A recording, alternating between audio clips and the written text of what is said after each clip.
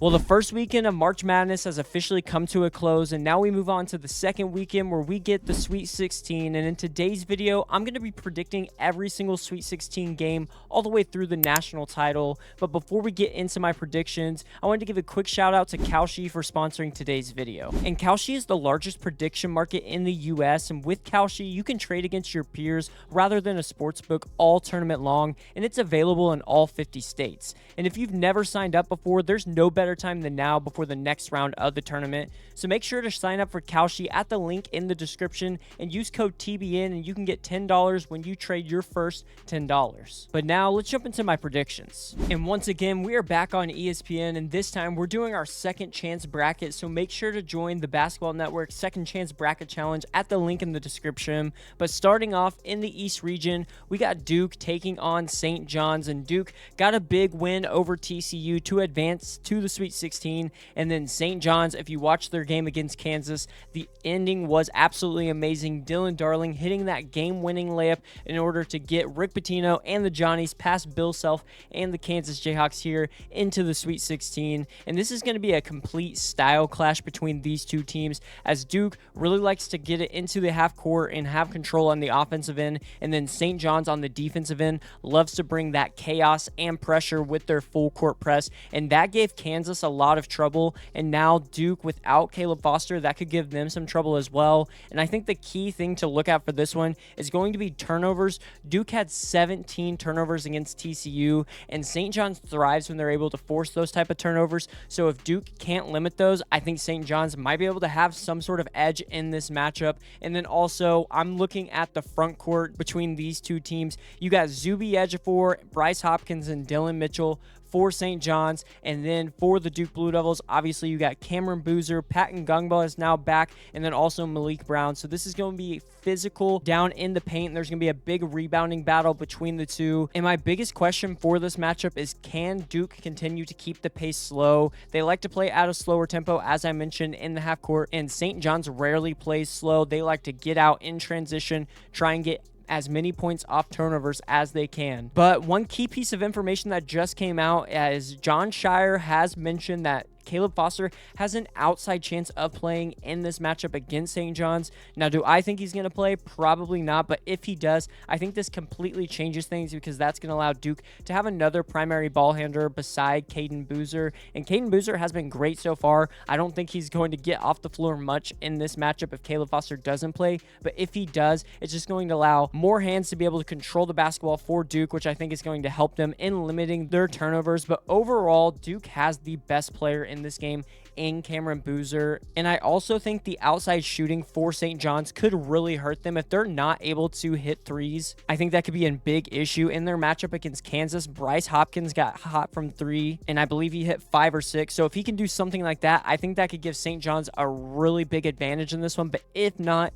I like Duke, and I'm going to be sticking with my original pick. I got the Blue Devils advancing in this one, moving to the Elite Eight. And then we have Michigan State going up against UConn. And right now, Michigan State only has a 46% chance of advancing to the Elite Eight over UConn right now on Kalshi. And for me, I actually had UConn losing in that round of 32 matchup versus UCLA, but Tyler Bilodeau ended up being out. I was not expecting that. And then also UConn, they got Silas Demery Jr. back, and they just played better, especially Alex Caravan. He had one of his best games of the season against UCLA. But Michigan State, they have looked really good so far through the first couple of games of the tournament, beat North Dakota State in the first round and then handled Louisville in the second round. And I think this is a game, if UConn continues to struggle from the three-point line, I think Michigan State has the advantage in this one. I like Michigan State's defense more than UConn. They have the bigs that can go up against Taurus Reed, who absolutely dominated in his first round matchup against Furman. But I think these are going to be some of the best defensive bigs that he has faced all season long. And then also Michigan State has a guy in Jeremy Fears Jr. who has been looking like the best point guard in the country as of late. Tom Izzo is a really hard person to go against in March, but then you obviously have Danny Hurley in this one, so it's going to be a great coaching matchup as well.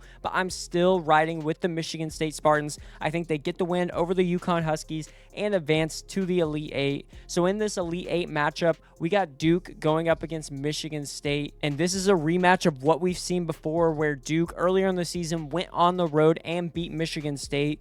But my biggest question here is, if Caleb Foster isn't back by this Elite Eight matchup, I think that's where they're really going to find themselves in some trouble. Caden Boozer has been playing great, but he's been playing heavy minutes in the tournament so far, and I think Caleb Foster is going to need to be back in order for Duke to be at their best in this tournament. Now, I still think they can win without him, but I would really prefer that Caleb Foster be back in this matchup. For Michigan State, it's going to be whether or not they can contain a guy like Cameron Boozer. He has been awesome, not only in the interior, but also from deep. He's shooting over 40% on the season there and has shown that he can dominate both in the inside and on the outside. And originally, I picked the Duke Blue Devils to get this win, and I'm sticking with them. I think John Shire and the Duke Blue Devils are destined to make it back to the Final Four, and I believe they have enough talent and pieces around them, even if Caleb Foster doesn't play, that they're going to be able to get the win over Michigan State and advance. But moving on down to the South region, we have the Iowa Hawkeyes going up against the Nebraska Cornhuskers, and Iowa got that huge win over the #1 seed in the Florida Gators in this region, with Alvaro Folgueras hitting that corner three to put Iowa up 1 and ended up winning. Then you got Nebraska, who played maybe the best game in the tournament against Vanderbilt in their round of 32 matchup to advance to their first ever Sweet 16. And this has got to be one of the most fun games that we're going to get in the Sweet 16, just because of the history on both of these sides. During the season in Big Ten play, they split the season series, and both of these games were extremely physical and ugly. But I think the biggest problem for the Iowa Hawkeyes in this one is going to be their turnovers. And Nebraska's defense has been looking like one of the best. They're elite in pick and roll defense as well. And obviously for Iowa, they have a guy like Bennett Sturts, so they're going to be doing a lot of that with him. But at the end of the day, because the Hawkeyes do have Bennett Sturts, they have the best player on the floor, in my opinion. Price Sanford has been great for Nebraska. Rink Mass has been awesome at times, and Nebraska probably has the better overall team. But when it comes to one individual player, what Bennett Sturts can do for this Iowa Hawkeyes team is way more than what anyone else can do that's going to be on this court. And for Nebraska, like I mentioned, they have a guy like Price Sanford who has been shooting the three ball extremely well for the Cornhuskers in the NCAA tournament so far. And then also, these Nebraska fans, it looks like they're going to continue to travel. It was basically 2 home games there in Oklahoma City.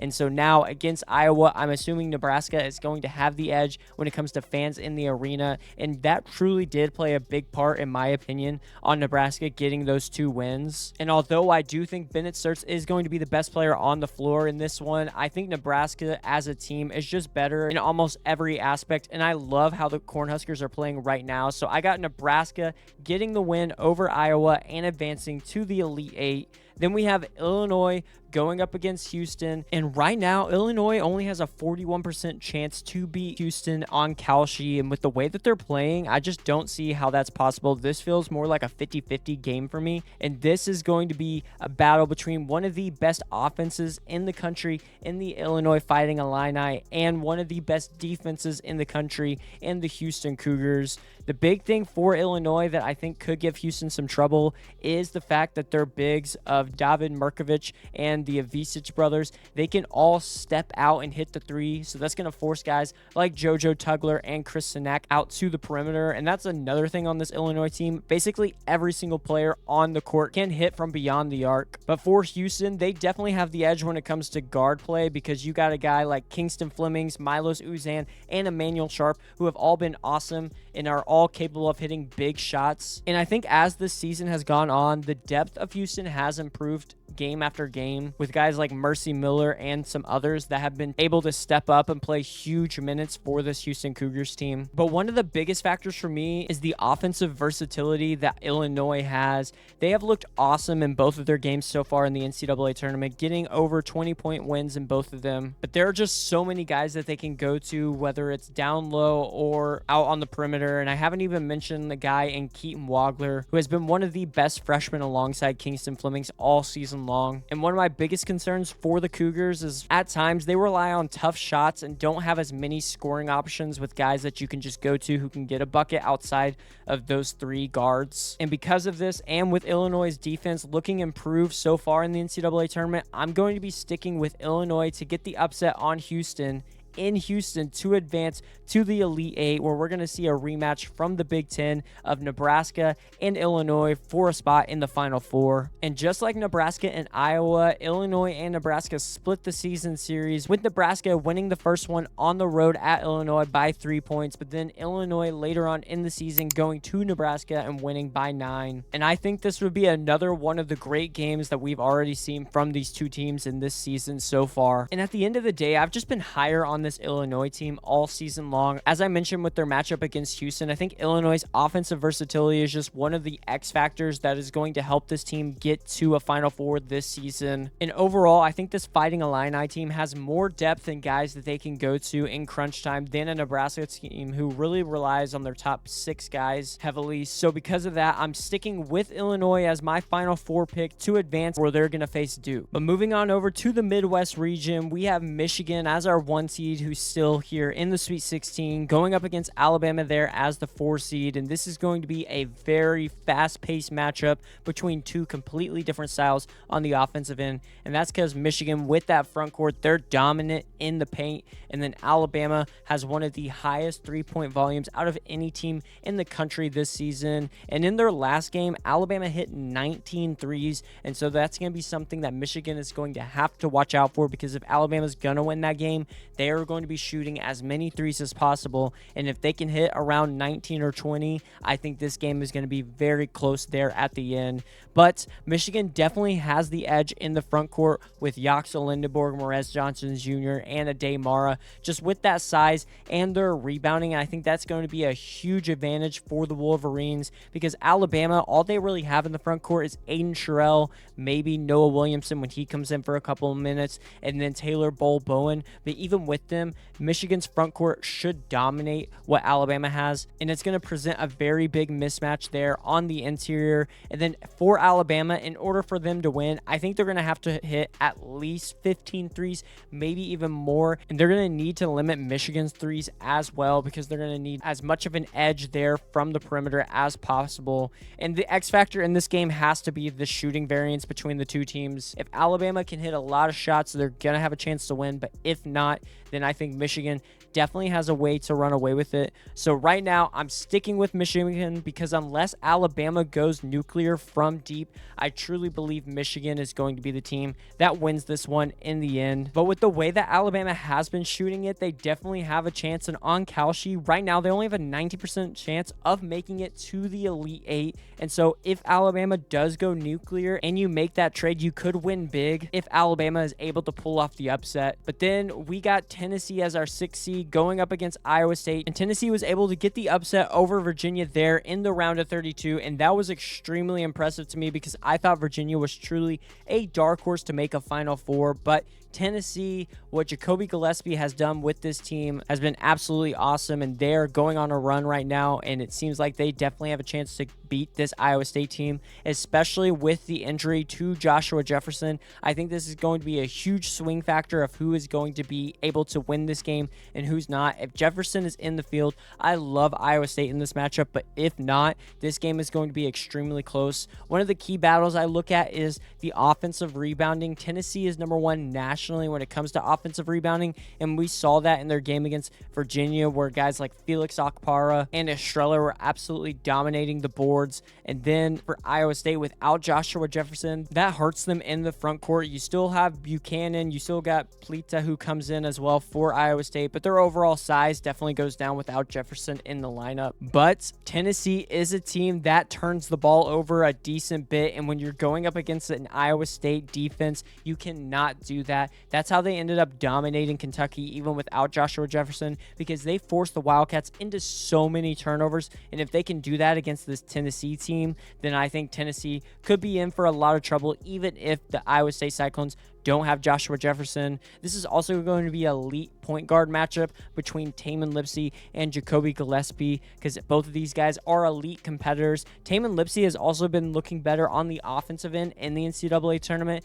And then for Iowa State, they obviously have a guy like Milan Momcilovic, who is absolutely automatic from deep and someone that Tennessee is going to have to watch out for. But for me, the biggest question is going to be, can Tennessee control the glass, and then can they limit their turnovers? Because if so, the Volunteers definitely definitely have a good shot of winning this one. But I do believe Jefferson is going to be back. That's just a hunch that I have. And even without him, I think I'm still going with Iowa State. They have proved that they can win big games, especially after that win over Kentucky without Joshua Jefferson. So I still think they can get it done without him in this matchup. But if he is back, I think he'll be ready to go. And I have Iowa State still winning this one and advancing to the Elite Eight, where they're going to be taking on Michigan. I think this is going to be a really interesting matchup with Michigan's front court going up against Iowa State and the way that they play defense. This could cause some trouble for Michigan's backcourt, who is missing LJ Kaysen. I truly think this is a matchup where that could come into play more so than it has already in the NCAA tournament. I think Michigan's backcourt of Elliot Cadeau, Namari Burnett, and Trey McKinney is going to have to be really careful when it comes to turning the ball over. And we've seen this at times that Michigan can get a little turnover prone just with how fast they play and how they like to get in transition and score that way. But at the end of the day, I think the size that Michigan brings is just going to be too much for the Iowa State Cyclones. And I believe that they're just going to lean on their front court and the dominance that they have in the interior. And because of that, I still have Michigan winning in this one and advancing to the Final Four. And then moving up to our last region, we have the West region, where we have the Arizona Wildcats as the #1 overall seed, and they're going to be going up against Arkansas in their first round matchup. And Arizona so far has pretty much dominated. Utah State did keep it close there for a while, but in the end, Arizona was able to pull away. And then you have Arkansas, who might have had an easier path so far than most, as they played Hawaii, and then High Point, who was able to upset Wisconsin in their first round matchup. Still, the Razorbacks have been able to get here. Darius Acuff has been awesome for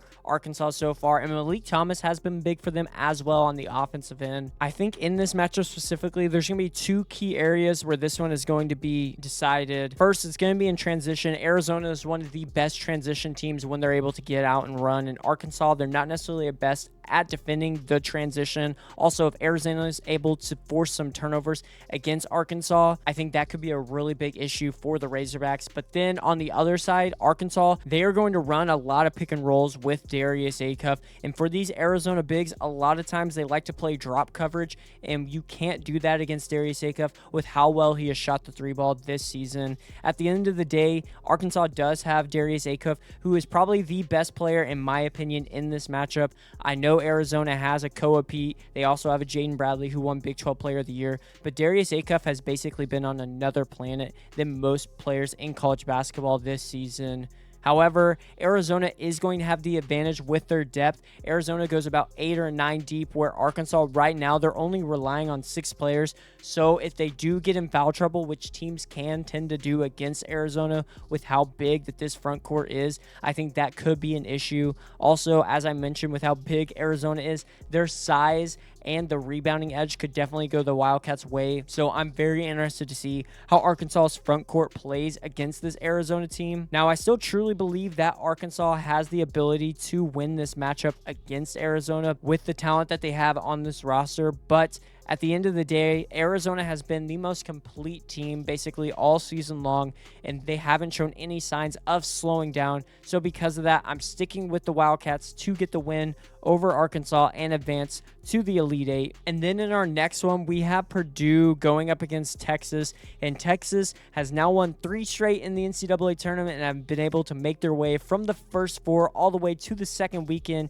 here in the Sweet 16. But I do think it might come to an end here, because this Purdue team has looked like the top offense of the tournament so far, and coming into it, they're in the Big Ten tournament as well. Fletcher Loyer is getting back into the swing of things. Trey Coppin-Wren and Oscar Clough have been dominating down low, and then obviously you have one of the best point guards in the country in Braden Smith running the show. And for Texas so far in this tournament, they have played 3 teams that have been a little shaky on the offensive end in NC State, BYU without Richie Saunders, and Gonzaga without Braden Huff. And although I don't want to take anything away from what Texas has done so far, because I definitely didn't have them getting to the Sweet 16, I do think Purdue is just another beast when it comes to the matchup that they're going to have. But Texas definitely has some guys that they can rely on. Dalen Swain, if he's able to get to the rim on Purdue, that could be a big issue for the Boilermakers, who have at times been known for having bad 2-point defense. And then also, if Texas is able to get hot from deep, that could be something that's an issue for the Boilermakers. But they're another team that I have been eyeing on Kalshi because they only have a 27% chance right now to advance to the Elite Eight, but they've already won 3 in a row. So if they do win one more, that could be a really nice trade to make. But at the end of the day, I don't think Texas can shoot well enough to keep up with what Purdue's offense is going to do to them. So I do have Purdue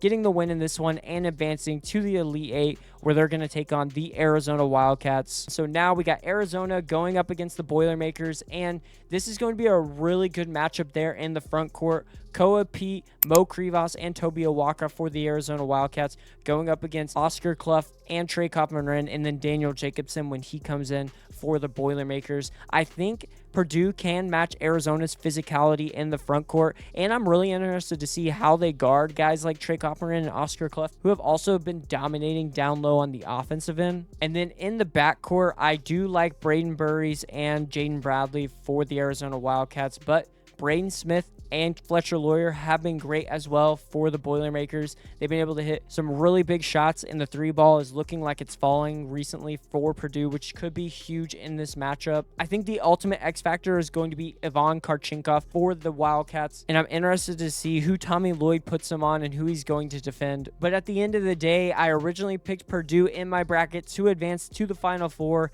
and with the way they've been playing so far in the tournament and in the Big Ten tournament, I'm not going to go away from that. So I got Purdue getting the win over Arizona and advancing to the Final Four, where they're going to get a rematch of the Big Ten championship game against Michigan. So in my Final Four, I still got the same 4 teams of Duke, Illinois, Purdue, and Michigan that I have in my original bracket, but I could be making some changes here right now, and that's because the way this Illinois team has been playing recently, I've been loving. They absolutely dominated Penn in their first round matchup and then handled VCU in that second round, and will be coming off a win against Houston in this one, which would probably be one of the best wins in the tournament up to this point, as well as the win against Nebraska in the Elite Eight. But they're going up against a Duke team that, again, has the best player in all of college basketball in it, in Cameron Boozer. And I think this front court of the Fighting Illini could really struggle to defend him. He is so versatile on the interior, but also, just like Illinois' bigs are able to step out, he can step out and hit the 3 as well. And with what we've been hearing from John Shire on Caleb Foster, I think he would be back by this time, and we already know Patrick Ngungba is back as well. And so if Duke is able to make it to the Final Four, I think they're going to be at full strength, and this full strength Duke team can beat anyone. We saw them beat